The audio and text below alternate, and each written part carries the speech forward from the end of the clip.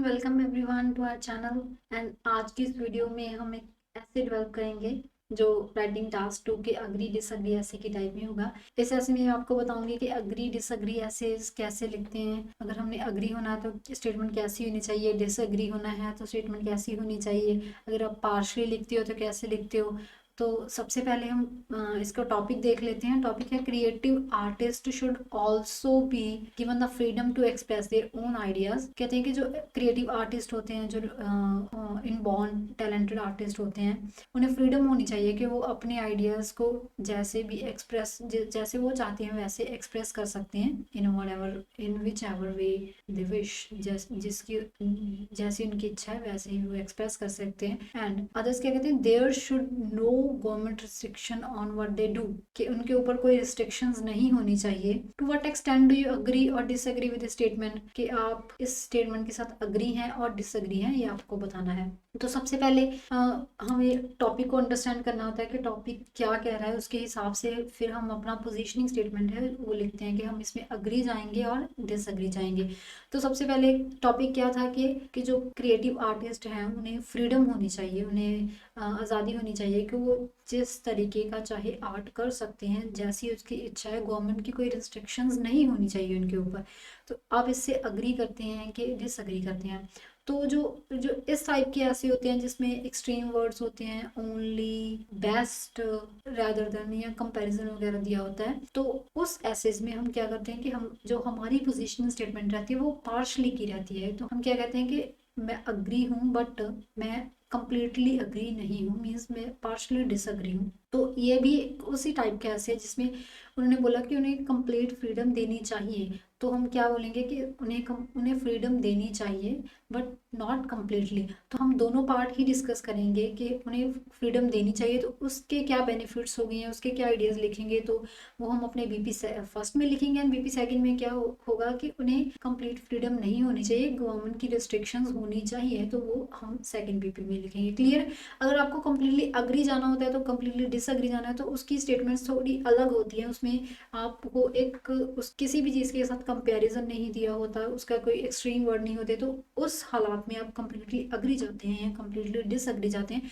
But जो ऐसे essays होते हैं जिसमें कंपैरिजन दिया हो या एक्सट्रीम वर्ड्स दिए हो, या जिस एसेज में किसी एक चीज़ को द बेस्ट बताया गया हो कि ये सबसे अच्छा है या सिर्फ यही अच्छा है, जहाँ कंपैरिजन हो, तो उस ऐसे में हम पार्शली जाते हैं कि हम मोस्ट ऑफ हमारा ओपिनियन है वो डिसअग्री का रहता है, क्योंकि हम उस व्यू पॉइंट के साथ अग्री हैं बट इस व्यू पॉइंट के खिलाफ भी हैं। तो इसमें भी हम वैसे ही चलेंगे। पहले हम क्या लिखेंगे कि हाँ मैं अग्री करता हूँ कि उन्हें फ्रीडम होनी चाहिए, बट उन्हें फ्रीडम क्यों नहीं, बट उन पे गवर्नमेंट की रिस्ट्रिक्शंस भी होनी चाहिए। तो हम दोनों व्यू पॉइंट इसमें डिस्कस करेंगे।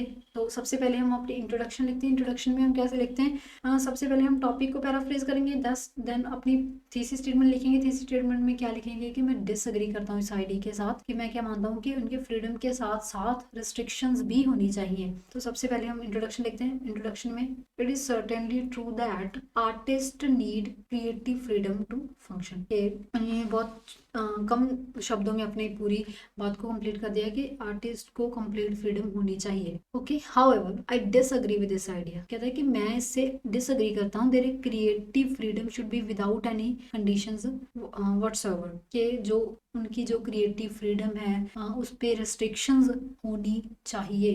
ओके, तो इसमें तो क्लियर है हमारी इंट्रोडक्शन कि उसने क्या बोला कि मैं डिसअग्री करता हूँ कि कंप्लीट फ्रीडम होनी चाहिए बट उसके साथ साथ उन पे कंडीशंस भी होनी चाहिए। ओके, तो फर्स्ट बीवी में हम क्या लिखेंगे कि उन पे रिस्ट्रिक्शंस अगर नहीं होती, अगर वो उन्हें कम्प्लीटली फ्रीडम दिया जाता है अपने आइडियाज़ को एक्सप्रेस करने के लिए, तो उसके बेनिफिट क्या हो रहेंगे। तो on the one hand there are both artist and societal benefits to letting artist work with a reasonable amount of freedom।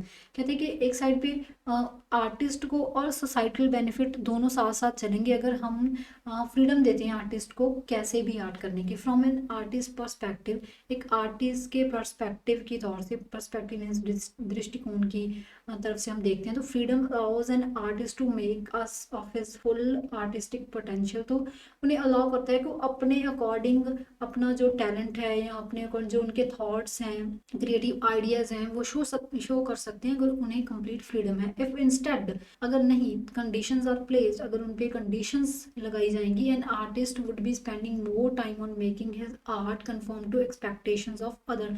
तो जो आर्टिस्ट है, ये तो क्लियर है, ये तो हमें भी पता है कि अगर किसी के ऊपर हम रिस्ट्रिक्शंस लगाएंगे कि तुमने अपने माइंड सेट के अकॉर्डिंग नहीं खेलना, तुमने सामने वाले के अकॉर्डिंग खेलना है, तो वो क्या करेगा, वो सबसे पहले अपने जो उसके अपने थॉट्स है उसको दबाने की कोशिश करेंगे एंड सेकंड ओपिनियन को स्टार्ट करेगा। तो उसका जो अपना नेचुरल टैलेंट है तो वो भी डिसग्रेड होगा कहीं ना कहीं, अगर वो किसी और के बारे में सोचने स्टार्ट करेगा कि सबसे पहले मैं सामने वाले को खुश करूँ कि वो क्या सोच रहा है।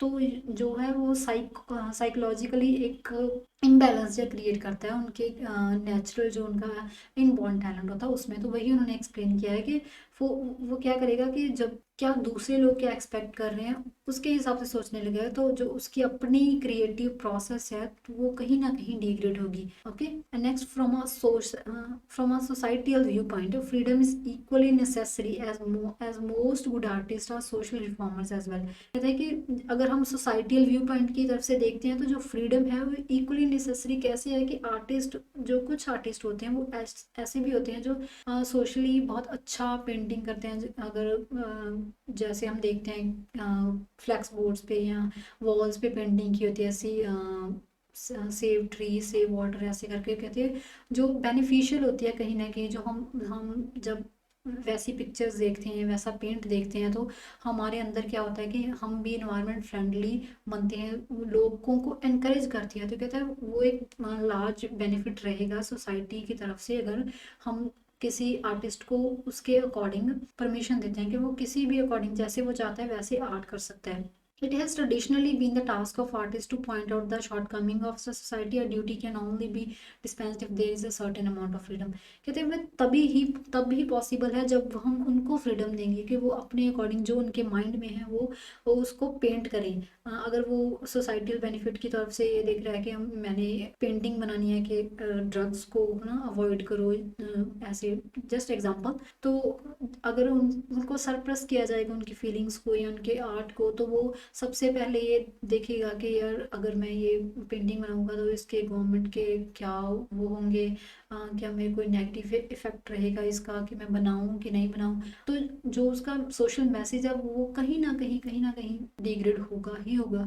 अगर उनको फ्रीडम होगी तो वो एक कंप्लीट अपना मैसेज शो करेगा पेंट के जरिए एंड लोगों को मोटिवेट करेगा, जो सोसाइटी के लिए एक बहुत बड़ा स्टेप भी रहेगा। तो कहते हैं कि अगर, तो फर्स्ट वीक में उन्होंने ओवरऑल क्या एक्सप्लेन किया कि अगर हम किसी आर्टिस्ट को एक फ्रीडम देते हैं जैसे वो चाहता है, जैसे उसके माइंड में जो आर्ट चल रहा है वो अगर वो उसे वैसे ही एक्सप्रेस करेगा तो सोसाइटल के लिए भी वो बेनिफिशियल होगा एंड वो आर्टिस्ट के अपने पर्सनल पर्सपेक्टिव के लिए भी बेनिफिशियल होगा। ओके, क्लियर था first BP. And second BP में क्या था कि उन पे कुछ लिमिट्स होनी चाहिए, तो वो हम कैसे एक्सप्रेस करेंगे। However this freedom to should have its limits, के इस फ्रीडम पे कुछ लिमिट्स भी होने चाहिए। Full freedom would mean that an artist can do और सी एनीथिंग। फुल फ्रीडम का मीन्स कि कोई भी आर्टिस्ट जो कहना चाहता है वो कह सकता है, including things that can incite violence and create tension with the society. हर एक जो आर्टिस्ट होता है उसका माइंडसेट एक जैसा नहीं होता, बहुत से ऐसे भी होते हैं जो पोलिटिकली इन्फ्लुएंस्ड होते हैं तो वो वैसे ही पोस्टर क्रिएट करते हैं या वायलेंस क्रिएट करते हैं, एंटी सोशल एक्टिविटीज़ को पेंट करने लगे। तो कहते हैं कि उस लेवल पर अगर हम फ्रीडम देंगे तो जो वैसे माइंडसेट के आर्टिस्ट होते हैं तो वो कहीं ना कहीं जो सोसाइटी है उसको नेगेटिव इफेक्ट भी करेंगे। अगर वो ऐसी ऐसी चीज़ें पेंट करनी स्टार्ट कर देंगे जो सोसाइटी के लिए अच्छी ना हो, तो वो एक्सट्रीम लेवल पे जो जब आ जाती है तो वो चीज़ बेनिफिट नहीं करती सोसाइटी को। तो उस पर रिस्ट्रिक्शंस होनी चाहिए अगर हम जो फ्रीडम देते हैं आर्टिस्ट को। It is common for writers for instance, आगे उसको एक्सप्लेन करके उसकी एग्जांपल देके उसको ज़्यादा स्पेसिफिक किया है। It is common for writers, for instance, to be used by political parties to push particular narratives meant to degrade a particular community or establish the superiority of another। कहते हैं जैसे कि कोई political parties के लोग हैं, जो political leaders हैं, तो वो अपनी पार्टी को ज़्यादा प्रमोट करने के लिए वैसी पेंटिंग्स क्रिएट करें जो सेकंड जो उनका ऑपोजिट होता है लीडर, उसको डिग्रेड करने के लिए या उसकी सुपीरियरिटी को कम करने के लिए ये करें। तो कहते हैं वो एक नेगेटिव इफ़ेक्ट होगा किसी भी कम्युनिटी के लिए या किसी भी सोसाइटी के लिए।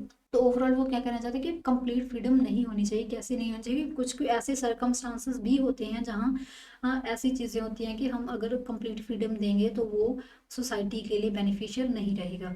Next, complete freedom would also entail the exhibition of art whenever an artist want to. कहते हैं कि जो कंप्लीट फ्रीडम है वो एग्जीबिशन ऑफ आर्ट उसमें शामिल होता है। तो अगर अब आर्टिस्ट अपने अकॉर्डिंग कुछ भी करेगा तो वो एक प्रॉब्लम क्रिएट कर सकता है यंग चिल्ड्रन के लिए भी, क्योंकि अगर यंग चिल्ड्रन कोई ऐसी पिक्चर देखें या ऐसी वॉल पेंटिंग देखें जो यंग बच्चों के लिए अच्छी नहीं है, चाहे वो ड्रग के रिलेटेड किसी ने बनाई हो, चाहे वो पॉलिटिकल पार्टीज के रिलेटेड बनाई हो, तो वो जो यंग पीपल होते हैं जो अभी अभी यंग एज में आए हैं, तो वो कभी ना कहीं बैड कंपनी में इंडल्ज होना स्टार्ट हो जाएंगे उस पेंटिंग से मोटिवेट होके, तो जो है प्रॉब्लम्स क्रिएट करेंगे। दस, सर्टेन रिस्ट्रिक्शंस ऑन आर्ट में सेंस के रिस्ट्रिक्शंस होनी चाहिए, फुल फ्रीडम उनको नहीं देनी चाहिए, उस पर रिस्ट्रिक्शंस होनी चाहिए कि उन्हें पहले कोई भी अगर पेंट करना है तो उसे गवर्नमेंट से परमिशन लेनी पड़ेगी कि मैं ये पेंट करना चाहता हूँ तो क्या मैं पेंट कर सकता हूँ। तो उससे क्या होगा, जो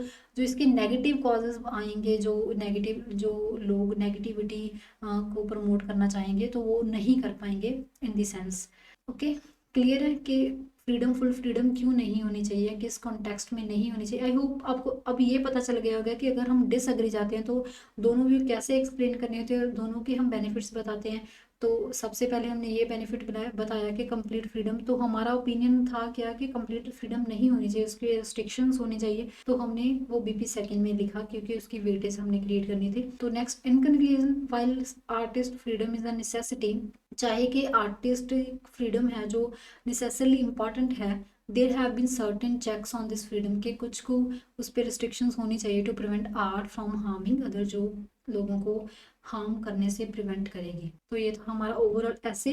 आई होप आपको ये अच्छे से समझ आया होगा, आपको पता चला होगा कि अग्री डिसअग्री ऐसे कैसे लिखते हैं, अगर हम कंप्लीटली अग्री होना है तो हम कैसे लिखेंगे, कंप्लीटली डिसअग्री जाना है तो स्टेटमेंट कैसी होगी, एंड जो पार्शली या बैलेंस्ड ऐसे जिसको हम कहते हैं, तो अगर वो ऐसे लिखने हैं तो वह हम कैसे लिखेंगे। तो ये एक बैलेंस्ड ऐसे की टाइप थी जिसमें हम पार्शली गए थे, जिसके साथ जिसके में हमने दोनों व्यू को डिस्कस किया। तो अगर हम आप इस टाइप के ऐसे लिखते हैं तो कोशिश कीजिए कि वो बैलेंस ऐसे के टाइप में ही लिखें। अगर हम इसको कम्प्लीटली अग्री और कम्प्लीटली डिसअग्री लिख देंगे तो ये वो कहीं ना कहीं टास्क रिस्पॉन्स को अचीव नहीं कर पाता, इसलिए हमने इसको बैलेंस रखा ताकि हम इजली 7+ या 8+ अचीव कर सकें। तो thanks for watching this video. I hope इसमें आपको सब समझ में आया होगा, एंड नेक्स्ट वीडियो में हम एक और नई वीडियो या एक नया ऐसे डेवलप करेंगे किसी और टाइप में। So thanks for watching this video, see you in the next video.